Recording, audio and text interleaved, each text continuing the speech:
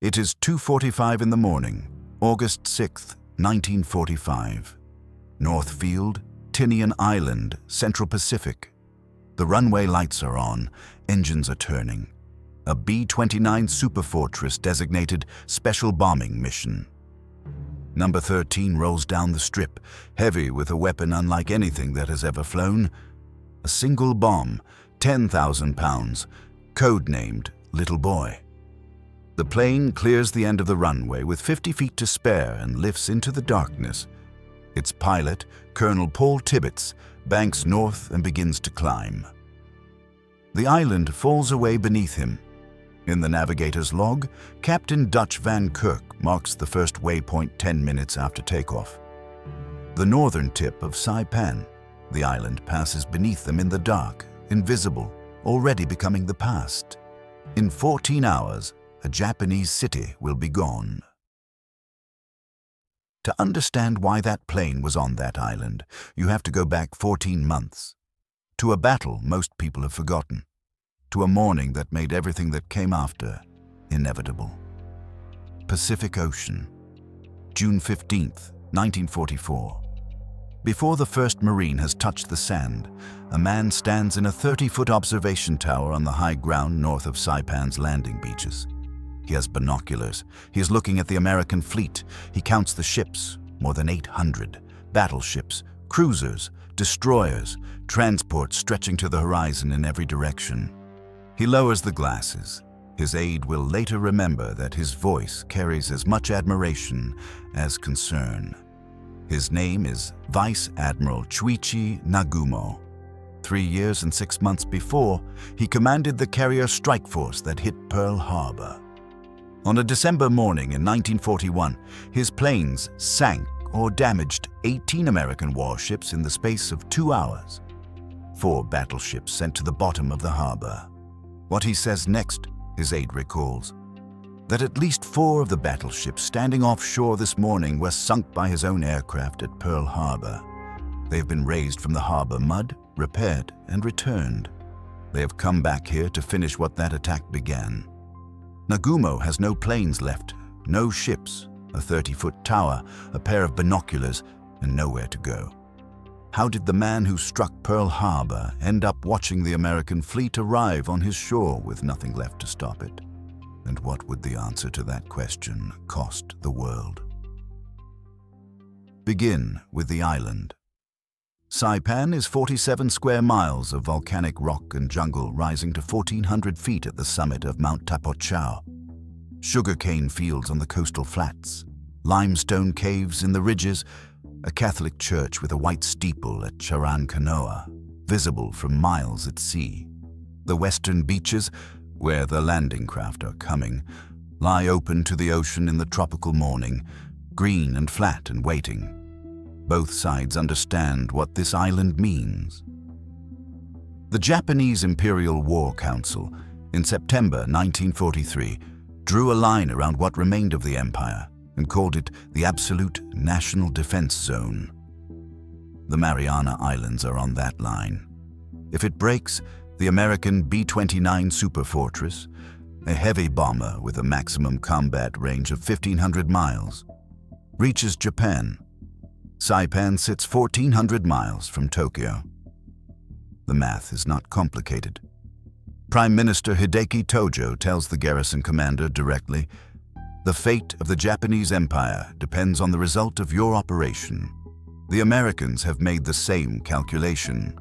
Admiral Ernest King has argued at the highest levels that taking the Marianas might draw the Japanese fleet out for a decisive battle. General Henry Arnold wants airfields for his bombers. On March 12, 1944, the Joint Chiefs set the invasion date. Saipan, June 15th. Operation Forager. On Saipan, roughly 30,000 civilians live inside the coming battle. Japanese colonists who settled the island's sugarcane fields in the 20s and 30s. Indigenous Chamorro and Carolinian Islanders. Korean laborers brought in against their will. They have lived alongside each other for years, and now they live alongside a garrison that knows the battle is coming. The trucks arrive at the school in Charankanoa. Japanese soldiers move into the buildings. Classes shift outside to the shade of a mango tree. Then the bombs begin to fall and classes end for good. What the 40,000 Marines loading into landing craft on the morning of June 15th have not been told is how badly Japan's defenses have already come apart. The reinforcements came. American submarines met them on the way. 5 of the 7 ships carrying the 43rd Division were sunk in transit. Most of the men were pulled from the ocean. Their equipment was not. Their shoes, their artillery shells, their construction materials for the island's fortifications. The defenders waiting behind Saipan's beaches will fight without adequate supplies. In some cases, without boots. American intelligence estimates 15,000 to 18,000 Japanese troops on the island. The actual number is nearly 32,000. The Marines will discover this the hard way. Above those 32,000 men, the command is in chaos. Lieutenant General Hideyoshi Obata holds overall authority for Japanese ground forces in the Central Pacific. When the invasion fleet appears on the horizon, Obata is on Guam. A routine visit, he will not make it back. Command of Saipan's army falls to Lieutenant General Yoshitsugu Saito, a cavalry officer, 53 years old, in declining health, who has never led troops in combat. He is the senior army officer present. That is the only reason the job is his. Above Saito, nominally, is Nagumo, who has no aircraft, no ships, and a bitter running feud with the man below him. Saito blames Nagumo personally for the lost supply ships. 1/3 of all supply vessels have been sunk in transit. The 2 men responsible for defending Japan's most critical Pacific position cannot stand each other. This is what waits behind the beach, the most strategically vital position in the Japanese Empire, defended by a split command, with half its equipment on the ocean floor, led by a cavalry officer who has never heard a shot fired in anger, while the general nominally in charge is on another island entirely. It is 8 o'clock in the morning, June 15th, 1944. The landing craft are running for the shore. The 2nd and 4th Marine Divisions hit the western beaches in the first wave, red and green beaches north of Afetna Point, blue and yellow near Charankanoa. The run to shore is 1,500 yards of open water under artillery fire. Some landing craft are hit before they reach the sand. The men in the water keep swimming. At the shoreline, the craft discharge their Marines, who run as low and as fast as they can to get off the beach. The pre-landing bombardment fired more than 180,000 shells over 2 days. The gun emplacements along the beach cliffs survive anyway. The Japanese positions have been cut into the island's bones, and bones do not break from artillery alone. First Lieutenant Albert Tidwell, a platoon commander with the 1st Battalion, 8th Marines, will call Saipan the worst operation of his career. For the first 14 days, he says, I didn't have the time nor the water to wash my feet. By end of day, 20,000 troops have established a beachhead. The cost is 2,000 casualties in a single afternoon. The plan, built around 15,000 to 18,000 defenders, designed to take the island in 3 days, has just encountered twice the enemy it expected. Saito's beach defense is broken within hours. He pulls his forces back into the rugged interior, the caves, the ridges, the valleys that make every yard of American advance a separate, lethal negotiation. On this same morning, on the other side of Japan's shrinking world, B-29s flying from bases in China are hitting the Yawata steelworks, the first bombing of the Japanese home islands from the air. 2 walls, closing simultaneously. Nobody on Saipan's beaches can see both at once. Everything after June 15th is a fighting withdrawal that both sides know can end only one way. The fighting interior is not one battle.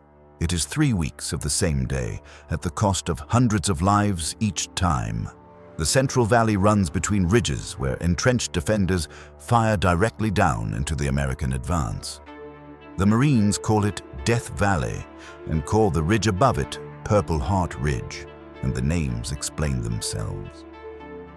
At the island's center, Mount Tapochao's cave networks allow defenders to appear and vanish at will, emerging at night to hit positions that seemed secure at dusk, retreating into the rock before dawn. Flamethrower teams work each cave individually, covered by artillery. Tapochao falls by the end of June. The Japanese fall back north. The perimeter is tightening. Somewhere in that shrinking perimeter, tens of thousands of civilians are moving with the retreating army.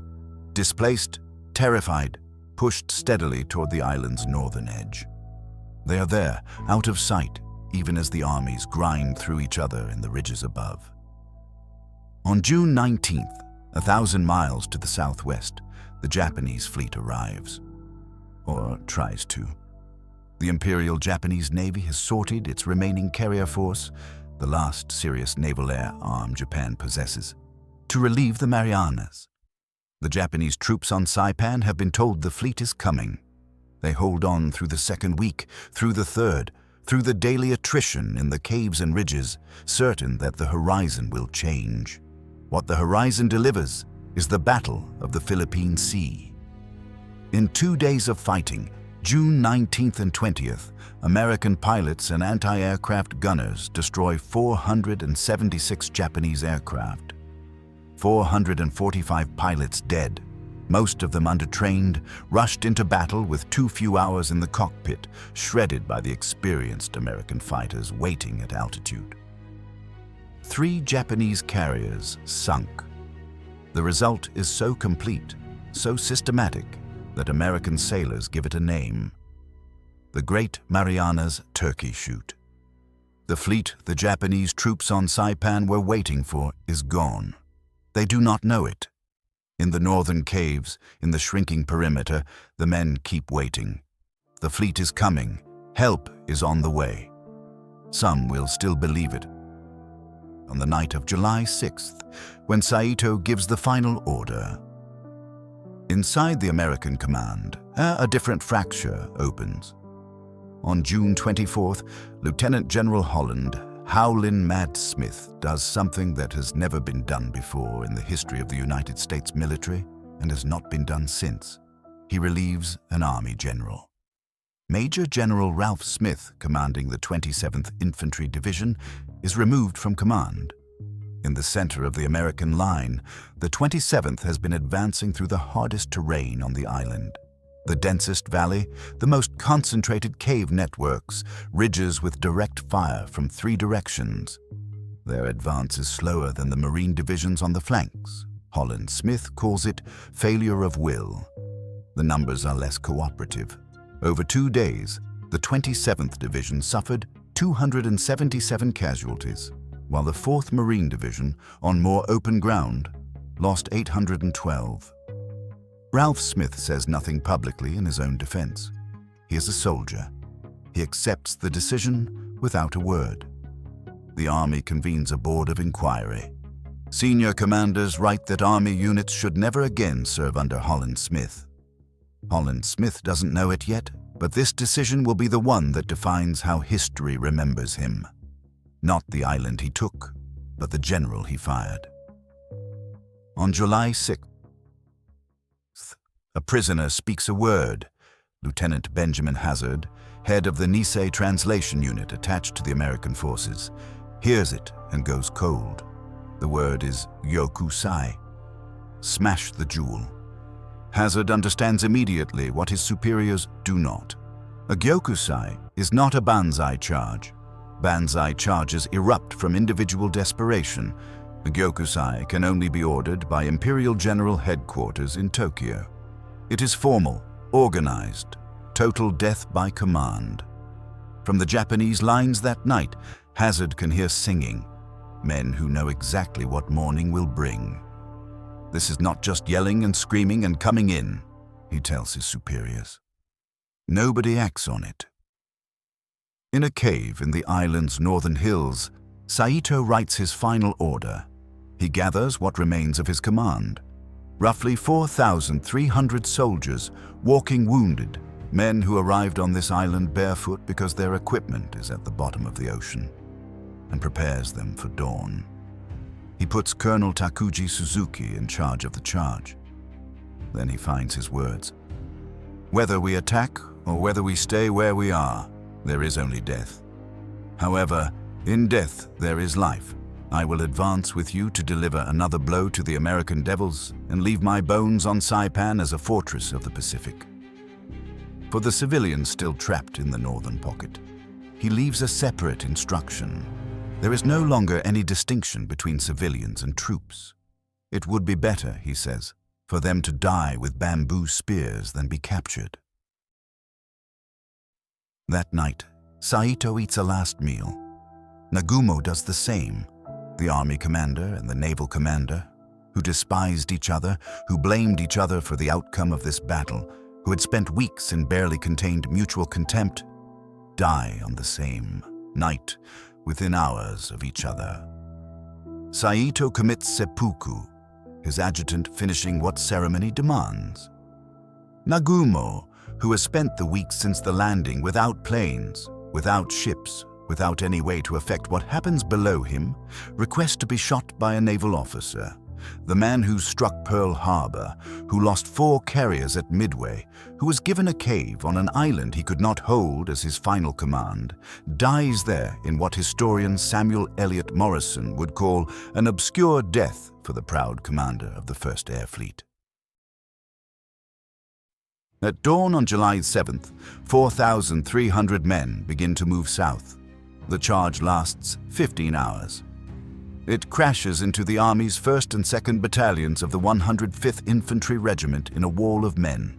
Soldiers with rifles, men with bayonets, men carrying sharpened sticks, all going forward together across the Tanapag Plain. The 105th loses close to 1,000 men killed and wounded. Inside that 15-hour battle, Lieutenant Colonel William O'Brien holds his battalion on the line. His last reported words, "Don't give them a damned inch." He is killed. He receives the Medal of Honor posthumously.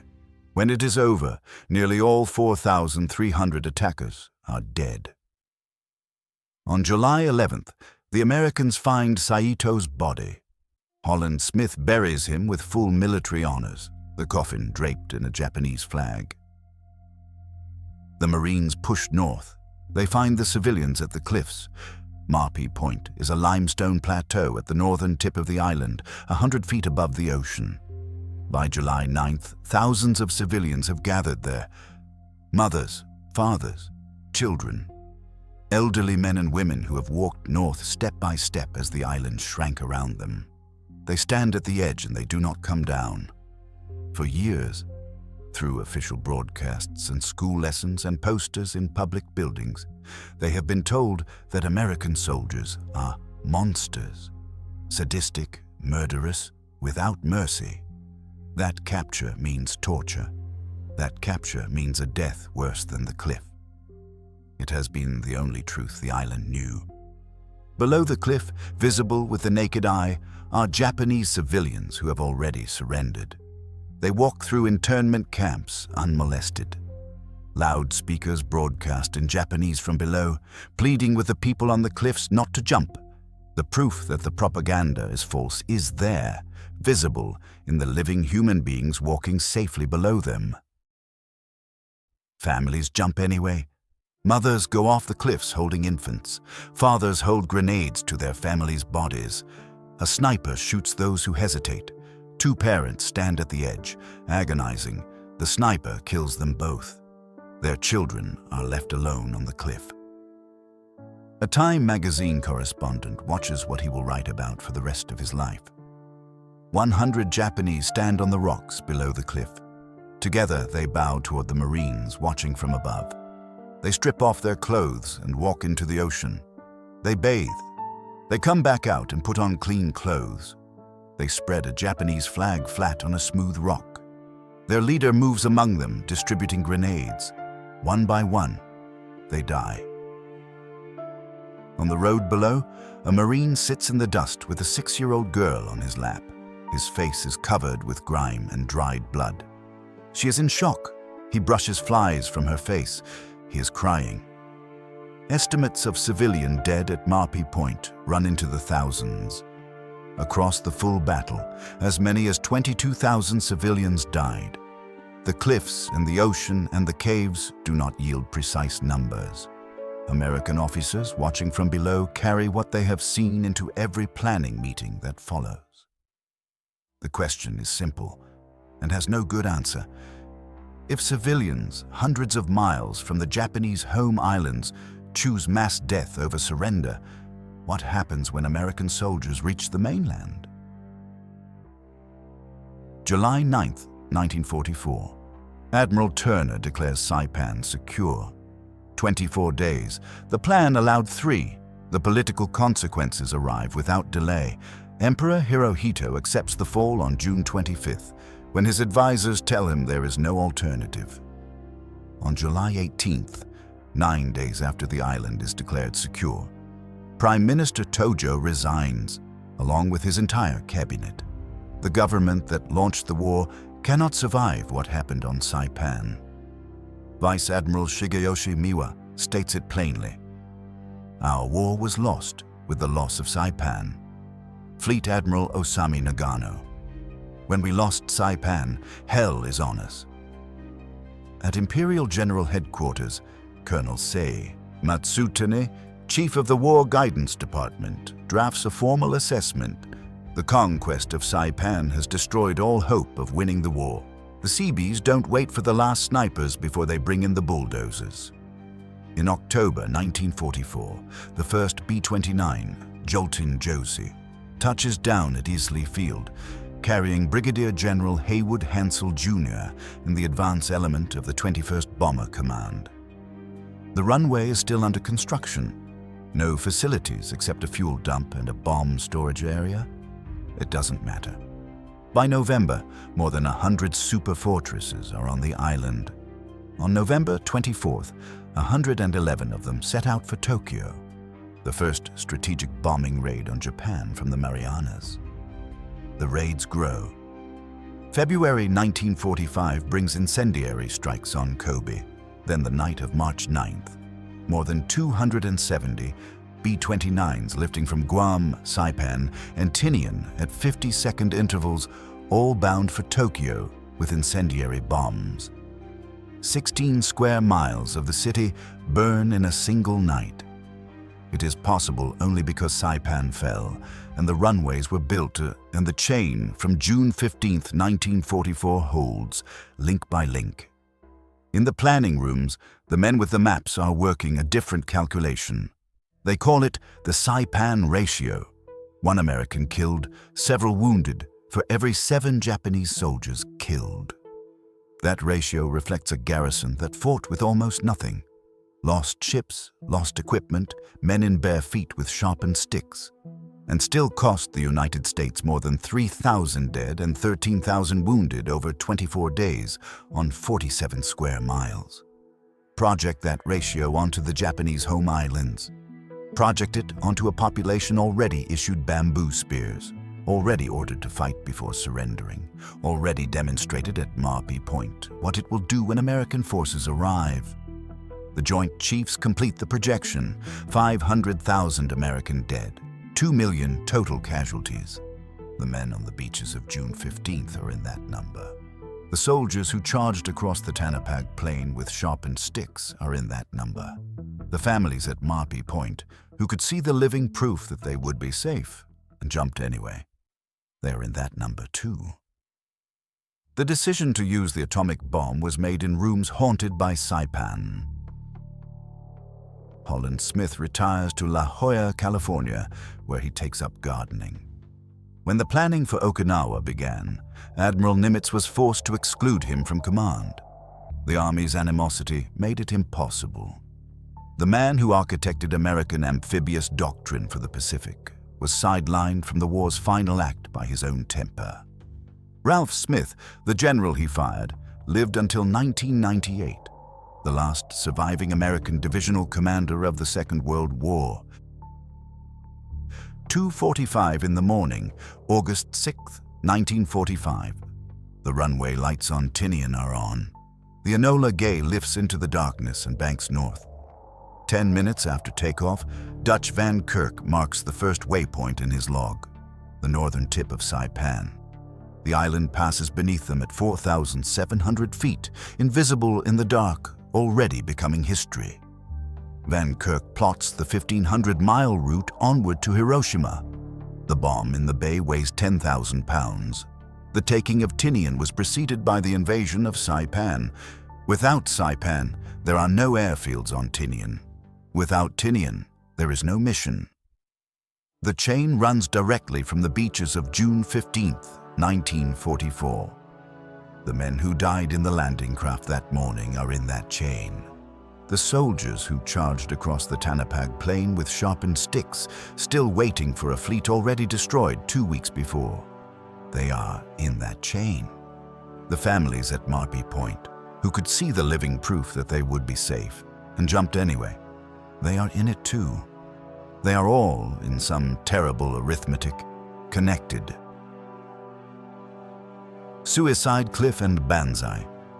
Cliff at Marpi Point are now recognized sites on the National Register of Historic Places. Visitors come, mostly from Japan. They stand at the edge and look down at the ocean below. Local people on Saipan say that no white birds lived on these cliffs before the war. Now they are full of them. Each white bird, they say, is the soul of someone who died here. The cliffs, the birds, the ocean below.